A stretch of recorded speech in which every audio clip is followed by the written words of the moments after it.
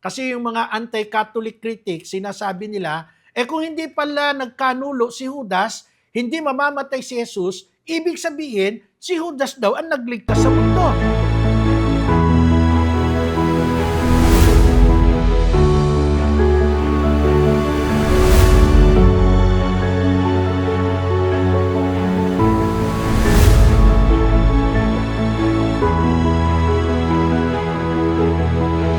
You're watching ETVN Philippines.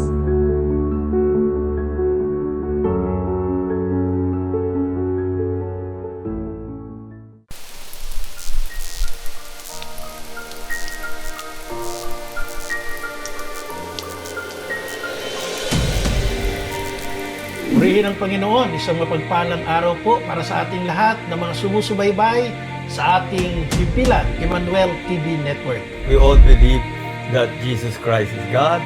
We all believe in the Trinity.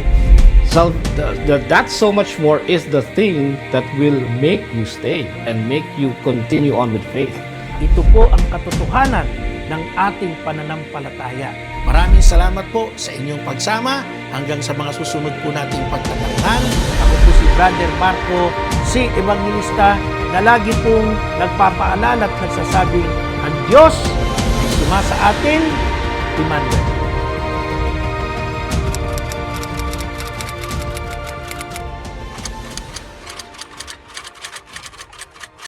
Purihin ang Panginoon. Isang mapagpalang araw po ng pagsubaybay sa ating palatuntunang Defend the Faith dito po sa Emmanuel TV Network. Ako po si Brother Marco, si Evangelista. Sa pagkakataon pong ito na tayo ay nasa panahon ng Kwaresma at sa mga susunod pong araw, sa mga susunod na linggo, ay atin pong gugunitain ang Passion of Christ, ang pagpapakahirap ng ating Panginoong Jesucristo. Meron pong ilang mga katanungan na tinatanggap tayo at ito po ang ating bibigyan ng daan para sagutin. At sa pagkakataong ito, ang tanong po ay, bakit po ipinagkanulo ni Judas si Jesus? Marami na po tayo mga naririnig na pag-aaral, ngunit tila hindi po nabibigyan ng sapat na atensyon itong katanungan na ito. Bakit nga ba si Judas ipinagkanulo ang kanyang minamahal na maestro, ang kanyang minamahal na guro? Kung atin pong pag-aaralan, ang tanong pong ito ay madalas gamitin ng mga anti-Christians, critics, mga laban sa Kristyanismo. Yan ang tanong nila eh. At ang tanong nila ay nakasentro sa kung alam ho ni Jesus na ipagkakanulo siya, di ba lagi natin sinasabi, alam ng Panginoon ang lahat ng bagay. Kung alam ni Jesus na ipagkakanulo siya ng kanyang alagad, ng kanyang apostol na si Judas, bakit hindi niya pinigilan? Bakit hindi niya inawat? So dahil hindi niya inawat, ibig bang sabihin si Judas lang ang may kasalanan ng pagtataksil, ng pagkakanulo sa kanya? So ito po yung umiikot, sumicirculate na tanong ng mga anti-Christian critics. So dahil dyan, ang banal na kasulatan po at ang Santa Iglesia Katolika ay mayroon pong malinaw na paliwanag. May malinaw pong sagot. Tandaan po natin, ang bawat tao, particularly si Judas, siya po ay may sariling kalayaan. Meron po tayong free will. At dahil sa kanyang masamang desisyon, sa kanyang masamang kaisipan, nangyari po ang pagtataksil. Nangyari po ang pagkakanulo niya sa kanyang maestro. At dahil diyan ay nangyari po ang plan of salvation o ang plano ng kaligtasan. Number 1, tulad ng sinabi ko, meron tayong free will, malaya po ang desisyon ni Judas. Hindi po siya pinilit ng Diyos. Wala pong pagpipilit ang Diyos. Kahit kanino man, lalong-lalo na kay Judas. Pinili po niyang ipagkanulo ang Panginoon kapalit ng 30 piraso ng pilak. Sinong panahon na yun ang nagsisirculate. 30 piraso ng pilak. At dito po ay makikita natin ang katotohanan iyan sa Ebanghelyo ni Mateo chapter 26 verse 14 to 15. Nakasulat, magkano ang ibibigay ninyo sa akin kung ibibigay ko siya sa inyo? Yan ang salita ni Judas. At siya'y binayaran ng 30 pirasong pilak. Yan po ang katotohanan. Mulat na katotohanan sa Ebanghelyo. At sa isang bahagi pa po ng Ebanghelyo, inilahad na po ang matagal ng problema ni Judas. Alam niyo kung ano ang mabigat at matagal ng problema ni Judas? Ang kasakiman, greed. Sa Ebanghelyo ni Juan chapter 12 verse 6, siya po ay may hawak ng supot ng salapi at magnanakaw sa laman nito. Bago pa nangyari yung pagkakanulo niya sa Panginoon, nakita na yung karakteristik ni Judas. Sakim.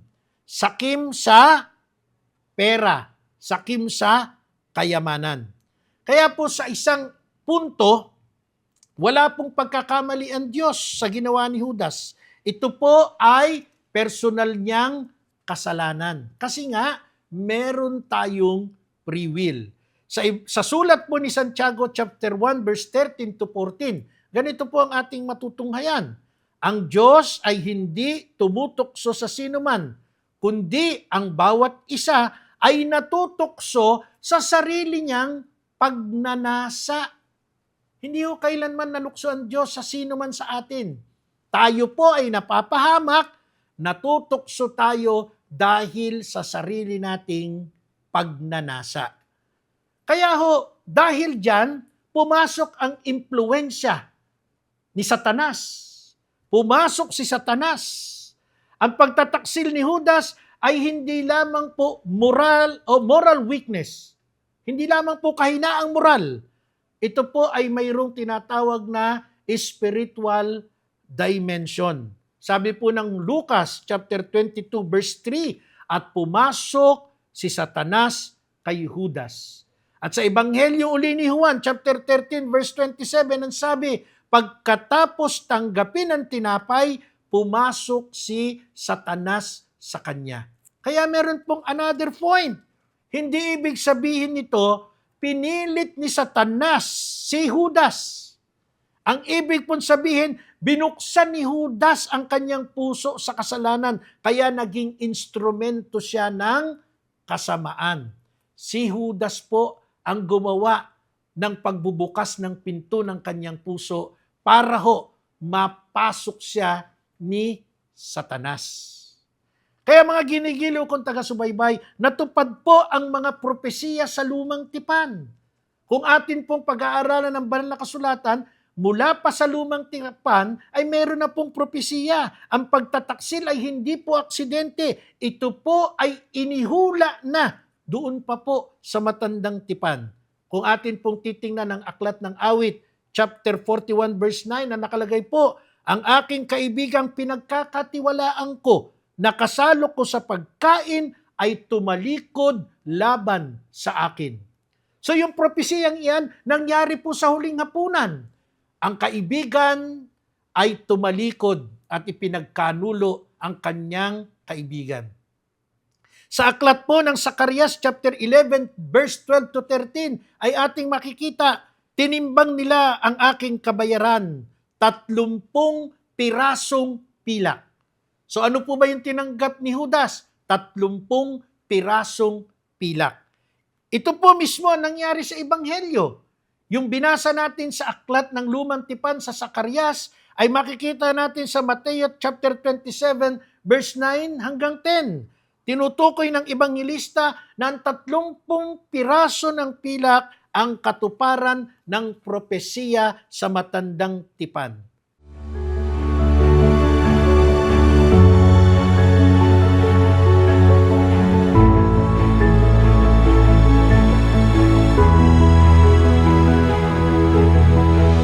You're watching ETVN Philippines.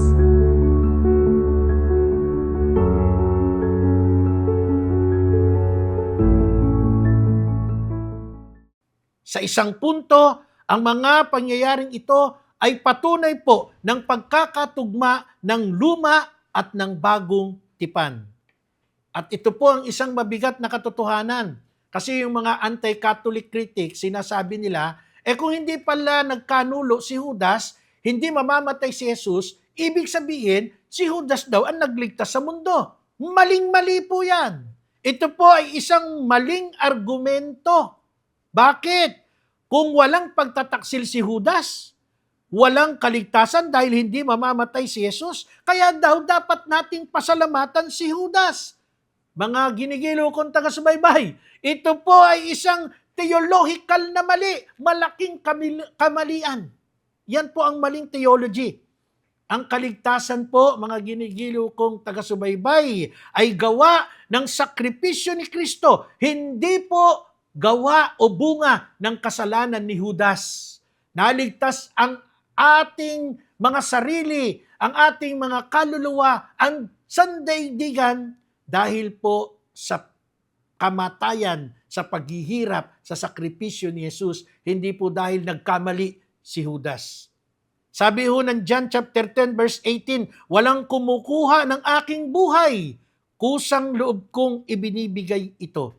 Kaya sa isang punto, mga ginigiliw na taga-subaybay, hindi po si Judas ang may kontrol, ang may bahagi sa plano ng kaligtasan. Ang ating Panginoong Yesus mismo ang nag-alay ng kanyang buhay. Kaya po sa turo ng Santa Iglesia Katolika sa ating Catechism of the Catholic Church number 1851, ang kasalanan ay isang personal na gawa. At sa Catechism of the Catholic Church number 599, ang pagkamatay ni Kristo ay bahagi ng plano ng Diyos, ngunit hindi nito inalis ang pananagutan ng mga gumawa ng kasalanan. Ang ibig pong sabihin, alam ng Diyos na mangyayari ito, ang pagtataksil. Pero tandaan natin, meron kalayaan si Judas, may kalayaan tayo. Mas pinili niya ang mali. Mas pinili niya ang kasakiman. Ngunit, sa halip na piliin ang katotohanan, pinili ni Judas ang pagtataksil sa isang kaibigan. Kaya malinaw po ang hatol ni Jesus kay Judas. Kung si Judas ay inosente, hindi siya pinagsabihan ni Jesus ng ganito. Mateo 26:24. Sa aba ng taong magkakanulo sa anak ng tao, mas mabuti pang hindi siya ipinanganak. So masyado pong malalim ang aral na ito na sinabi ng ating Panginoong Jesus. Ang isang taong magkakanulo sa anak ng tao, mas mabuti siyang hindi ipinanganak. Malinaw po, ang ginawa ni Judas ay tunay na kasalanan. At sa ating catechetical conclusion, ang pagtataksil po ni Judas ay bunga ng, number 1, kasakiman, number 2, pagbubukas ng kanyang sarili, ng kanyang puso sa tukso ni Satanas. At number 3, maling paggamit ng kalayaan. Maling paggamit ng kalayaan. Kasi tayo po ay may choice. Ang bawat tao may choice. No? Kaya nasa ating mga kamay ang mangyayari para sa ating sarili. Sa kabila po nito, ginamit ng Diyos ang pangyayari ng kamalian ni Judas upang matupad ang pinakadakilang plano ng kaligtasan sa pamamagitan ng paghihirap, ng sakripisyo, hanggang sa kamatayan sa krus ng ating Panginoong Hesukristo. Sabi nga po sa sulat ng Roma, chapter 8, verse 28, ang lahat ng bagay ay gumagawa para sa ikabubuti ng mga umiibig sa Diyos. Sa isang malalim na pagtukoy o pag-aaral, ang trahedya po ni Judas Iscariote ay nagsimula sa maliit na kasalanan. Hindi po siya naging traidor sa isang gabi lamang. Unti-unti po niyang pinayagan na siya ay mapasok ni Satanas sa anyo ng kasakiman. Kasakiman sa salapi, kawalan ng pananampalataya. Kasi nung iniisip niya, ipagkakanulo niya ang Panginoong Yesus, nawala na po agad. automatically yung kanyang paniniwala, yung kanyang pananampalataya sa kanyang maestro, sa ating Panginoong Hesukristo. At higit sa lahat, pagtataksil sa puso. Kaya meron no tayong konsensyang tinatawag na pag ginawa natin ito, nagtataksil tayo sa ating buong pagkatao, lalong-lalo na sa takbo ng ating puso. Ano ba ang dapat na takbo ng puso? Pag-ibig, kabaitan, kabutihang loob. Pero ang lahat pong yan ay tinalikuran ni Judas Iscariote hanggang dumating sa ipinagkanulo niya ang ating Panginoong Hesukristo. At yung tagpong ito ni Judas Iscariote, sa panahon natin ngayon, mga ginigiliw na taga-subaybay, nasasalamin po iyan sa maraming tao sa lipunan. Maraming tao sa lipunan ngayon, hindi iniisip ang kapahamakan ng iba. Di baling malunod sila sa baha. Di baling mamatay sila sa mga sakuna. Ang importante, kami ay kumikita. Pinapasok nila sa kanilang puso si Satanas. Kaya yung tagpo ng pagkakanulo ni Judas sa ating Panginoong Hesukristo, ito po ay malayang kagustuhan ng taong gumagawa nito.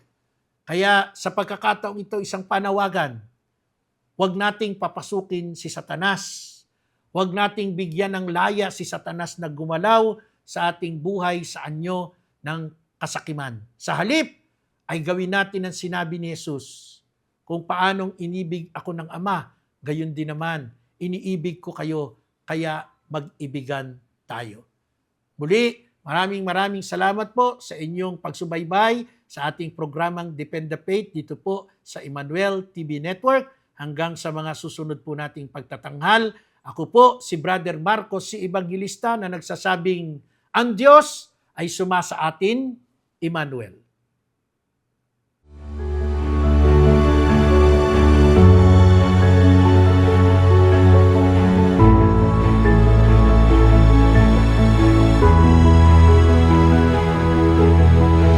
You're watching ETVN Philippines.